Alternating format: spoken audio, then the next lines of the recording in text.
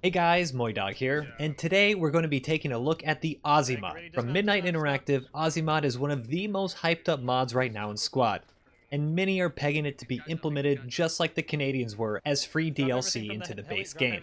Although there have been a handful of playtests for the mod on Australian servers, recently we were able to test it out in North America, giving us a much better shot at really testing it out without the 300 plus ping.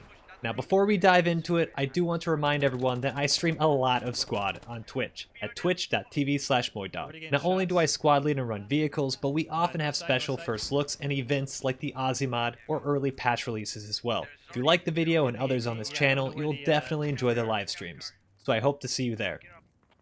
The mod itself comes with a complete new faction including player models, vehicles, and 2 new maps.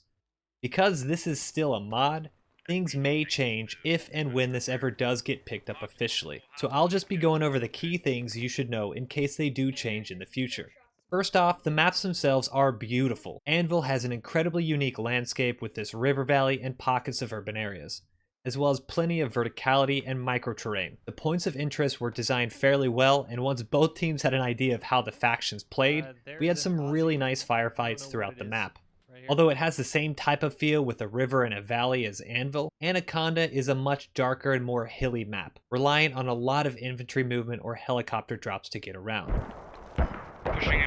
We played a round of territory control, which was probably the best layer of the new maps during the playtest, as well as an RAAS round against the Russians, which opened up the map and made it feel a little bit unbalanced. Still, visually speaking, the map looks great, and it was really nice to see such a big piece of new content injected into the game. Now as a whole, the faction looks the part, and it really feels like it is an actual faction from the base game. The character models look great, from the uniforms, face paint, and gear, to the weapon detail and effects. You know, you look really cool. Yeah. Right back at you. Pretty sweet. Had a shotgun back? That's awesome, man. Their main rifle is the EF-88, which you might know better as a Steyr or Bullpup, and comes with iron sights, 1x zoom, and 4x zoom optics. Playing around with the EF-88 felt a lot like using the British L-85, but I wasn't a huge fan of the optics if I'm being quite honest. I'm not sure if I just wasn't used to the sight picture, but it took me some time to actually hit accurate shots, and I felt like I was overshooting the majority of the time I did use it. Either way, it was just great seeing a new rifle into the game, and as much as I love an M4 or an AK, it is really cool seeing a bullpup in the hands of your rifleman as you're pushing an objective. In addition to the new rifle, the faction also introduces a brand new kit, the Assault Pioneer. Basically, this is a breacher type class with Comp B explosive and a shotgun for a sidearm. The Assault Pioneer is equipped with the American M870 shotgun and slug rounds. And if this is ever put into the real game, I'm sure people will scramble for the kit, just like the Timberwolf for the Canadians. Realistically though, and as disappointing as I might say, the shotgun seems more of a gimmick. It has a huge kick and relatively slow rate of fire because of the pump, and as a sidearm, it will more than often get you killed if you pull it out at close quarters due to using slugs instead of buckshot. Some people in chat were saying that supposedly the engine isn't able to reproduce buckshot, which is why they went with slugs. But whatever the reason, I just think it's a really interesting choice of kit, but not really that practical. Even against AI, I was having trouble hitting targets, and don't even think about hipfire. Now, even though this will most likely get you killed a lot of the time, it still feels really freaking cool when the shotgun does work, and I had a whole lot of fun trying to make it work in the couple of rounds I got to use it. I think it does need a little love and some tweaking, but for the most part, it was just great to see a shotgun in Squad. Something that people have been asking for ages. Check contact west. Got him. Now for the vehicles, the Australians introduced the M1A1 tank, ASLAV, and MRH-90 helicopter. Starting with the M1A1, it's basically the same tank as the American M1A2, but with a smaller cannon and different armor package. I really like the model itself with the Australian camo, Strya painted on the side of the gun, and the red kangaroo on the turret. Balance-wise, it's a M1A2. And up against the T-72, I didn't have any issues whatsoever. In fact, if you told me I was in the American tank, I wouldn't have known better. Now, this isn't a bad thing at all, and I do appreciate the added detail of using the correct tank version depending on the faction, even if the gameplay is relatively unchanged. For lighter armor, the ASLAV feels a lot like the Canadian LAV. It's quick moving, wheeled, and fires AP and HE rounds similar to the Bradley. Unfortunately, I never got to use it personally in game, but while I was in the T-72 firing at the ASLAV, it took 3 AP rounds to take out, which is absolutely ridiculous. Just push him.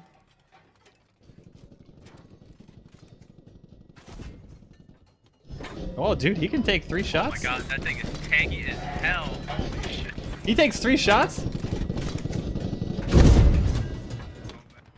Additionally, it has apparently the same issues with the CAF LAV, where it is one shot by ATGMs, which was quote-unquote solved by making layers where the ASLAVs went up against 30 mic BTRs and not BMP2s. This would almost always result in all Russian vehicles being absolutely deleted by the ASLAVs, and letting the Australians free to roam around the map as they pleased.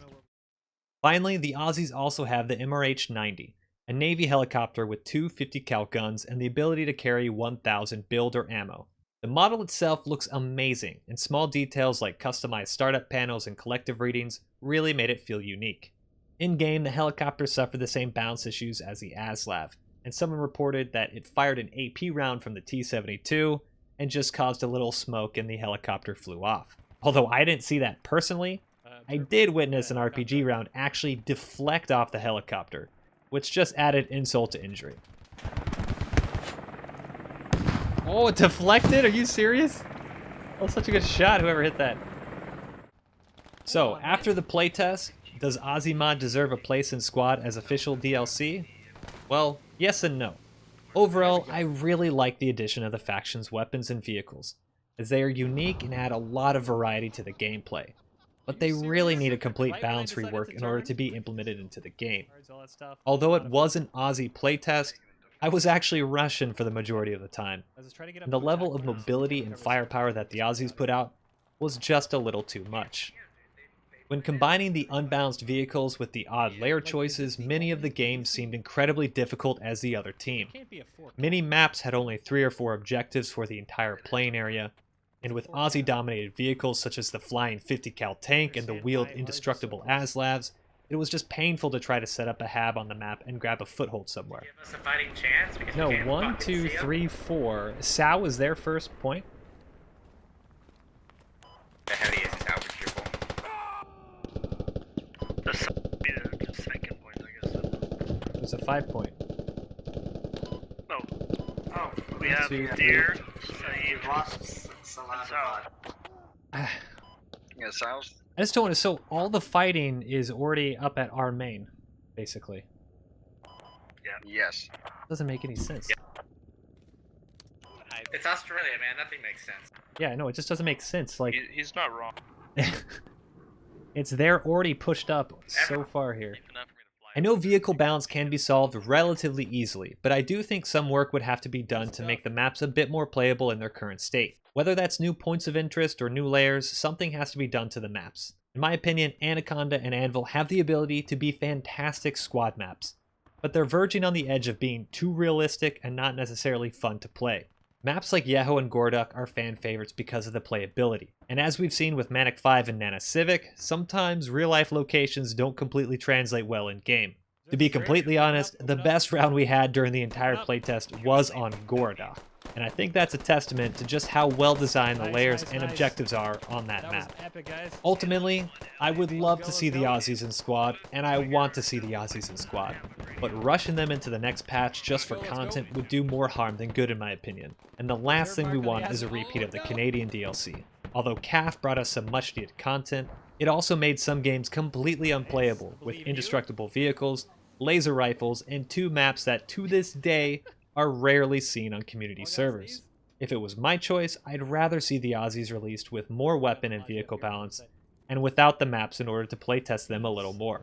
Overall, I had a blast playing the Aussie mod, and I do really hope we see it soon, just with a little love before it's fully released. But what do you guys think? Would you like to see the Aussies as soon as possible, or are you okay waiting? Let me know in the comments below, and if you liked the video, give it a thumbs up, and subscribe for more squad videos. But that's it for me. Peace. Oh, dismount, dismount, dismount! Oh god.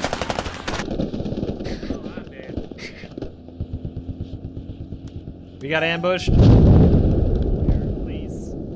Holy Jesus. Why are we doing this? This is a terrible idea.